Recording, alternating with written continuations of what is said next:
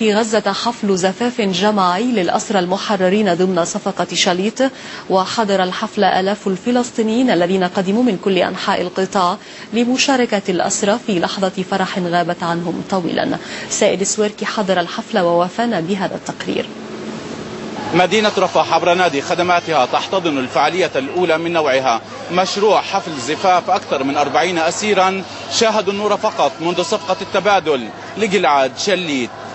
هذه السيارات كانت جزءا من الاحتفال، مسيرة طويلة حملت نكهة المناسبة السعيدة، حيث حملت السيارات أجهزة كهربائية وأثاثا للأسرى الذين قدر لهم أن يكونوا على موعد مع فرحتهم الثانية، مع شريكة عمر تقاسمهم فرحتهم وذكريات أسرهم المؤلمة.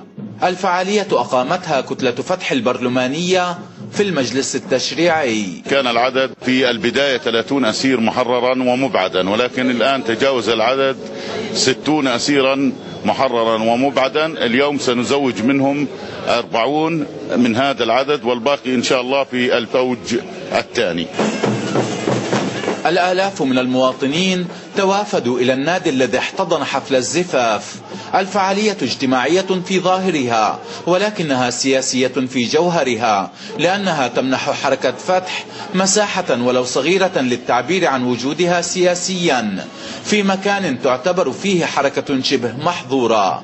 الأسرى هم نجوم المجتمع الغزي بسبب عقود من الأسر قضوها في السجون الإسرائيلية. نتحدث عن المشاعر العارمة التي نشعر بها، وخاصة بأن شعبنا العظيم حملنا فوق الأعناق في كل المناسبات، وكان الأعظم وسيكون الأعظم في كل المناسبات وفي كل المواقع. والله فرحة عظيمة، الحمد لله رب العالمين. صحيح بحب أشكر القائمين على هذا الاحتفال الرائع وهذا الاستقبال الرائع صحيح، وبحب أحيي الأخ الرئيس أبو مازن، وإن شاء الله ربنا وإن شاء الله عقبال الفرحة الكبيرة والفرحة الأعظم إن شاء الله بوحدة الشعب الفلسطيني. هذه هي المرحلة الأولى من مشروع إقامة حفلات زواج جماعية للأسرى. المشروع سيذهب في مآلاته النهائية باتجاه توفير فرصة الزواج لأكثر من 500 أسير فلسطيني، سيمنحون مبلغا ماليا وأثاثا ومأوى يعينهم على استعادة حياتهم. المشروع الأكبر لتزويج الأسرى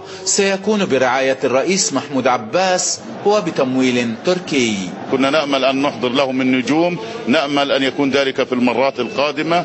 واستكمالا لهذه المبادرة فقد أعلنت تركيا الحكومة التركية وعبر جهود الأخ الرئيس بأنها ستقوم بتزويج 500 من هؤلاء الأسرى، وهذا في حد ذاته يعتبر نجاحا كبيرا لهذه المبادرة.